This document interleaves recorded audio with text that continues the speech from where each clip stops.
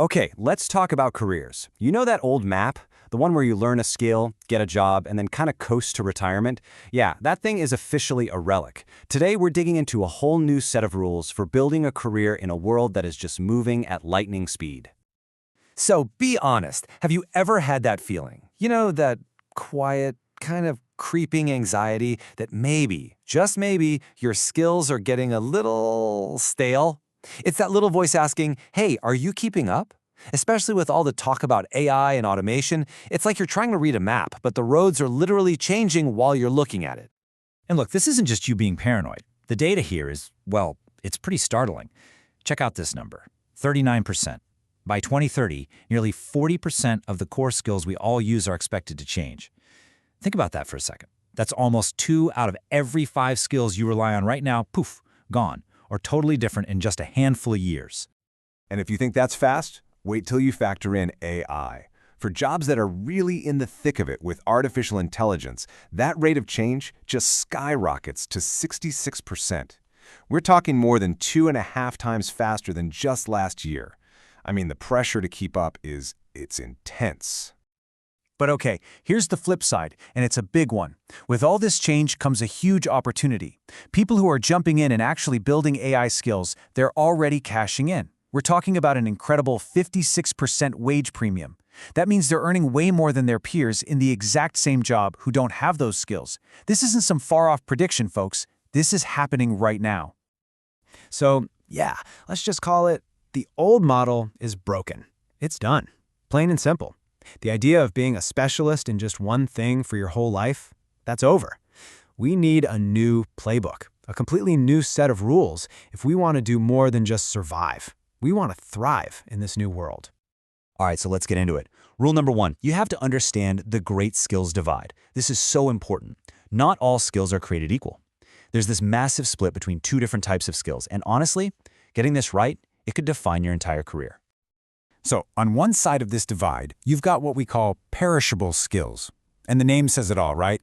Think of them like groceries in your fridge. They've got an expiration date. These are your technical, super job-specific skills. You know, like being an expert in version 2.1 of some software, or knowing a programming language like Flash. Super valuable for a while, but then technology moves on and their value just plummets. And this comparison here just lays it all out so clearly. You see perishable skills on one side. They're technical, they lose value over time, they have a short half-life. And frankly, they're the kinds of things that often compete directly with AI. And then you have durable skills.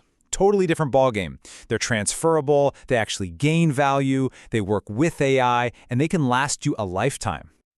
So that brings us to the other side, durable skills. Now, here's the big reveal. These are what we all used to kind of dismiss as soft skills. You know, things like critical thinking, being resilient, leadership, communication. But soft is the wrong word. These are your career bedrock. They're the uniquely human things that stay valuable no matter what job you have, what industry you're in, or what year it is. And if you want a perfect, real-world example of this, just think about the typesetter. Back in the day, these were highly paid, super skilled pros. It took years to master their craft. But their entire job was based on one perishable skill, arranging little pieces of metal type by hand. And then, new technology came along and just wiped their profession off the map, almost overnight. And hey, don't for a second think this is just some old history lesson. Look at a data analyst today. If they only focus on the technical, perishable stuff, you know, learning this specific software, that specific coding language, they are facing the exact same risk as the typesetter. Their real, long-term value comes from the durable skills, like being able to tell a story with the data or think strategically about what it all means. Okay, so we get the problem, right? Perishable skills fade, durable skills last. Now what? Well, this brings us to rule number 2. You've got to become the architect of you. It's time to stop just letting your career happen to you and start actively designing it yourself. And this breaks down into 3 really clear steps. First, you've got to audit your arsenal. That means taking a hard, honest look at what skills you actually have. Then, step 2 is to curate your curriculum.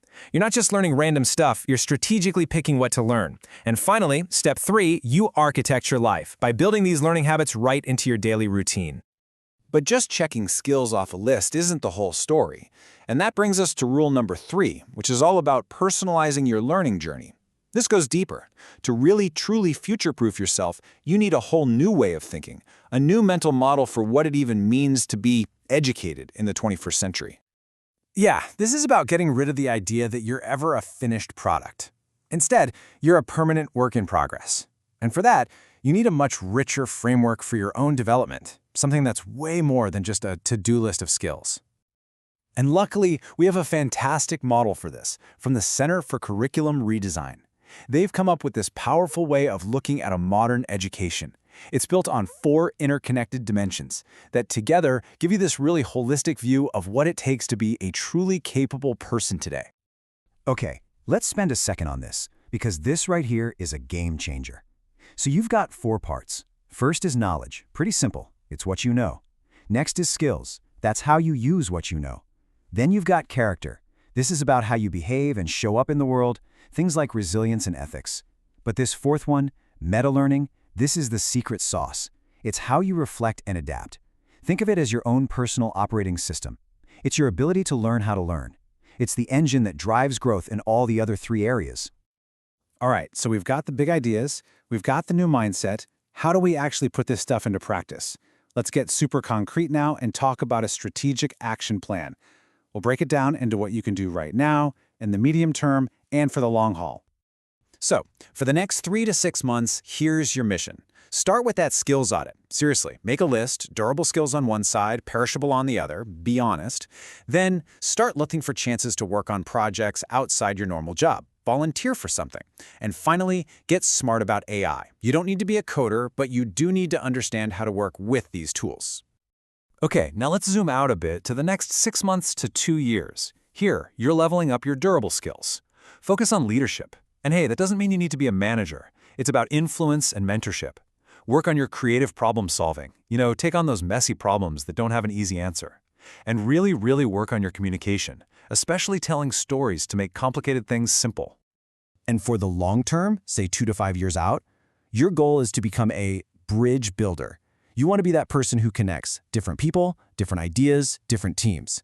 Get good at teaching others. That's a massive skill for the future. And ultimately, build your personal brand around one thing, your incredible ability to adapt and learn. So, if there's one thing to take away from all this, it's this. The future isn't someplace you get to. It's not a destination. It's a verb. It's something you do. Future-proofing your career isn't a project you finish. It's a process.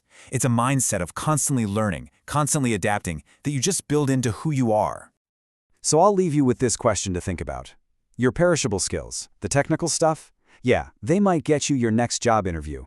But what are the durable skills you're building right now? What are you investing in today that's going to make sure you have a career, not just a job, for years and years to come?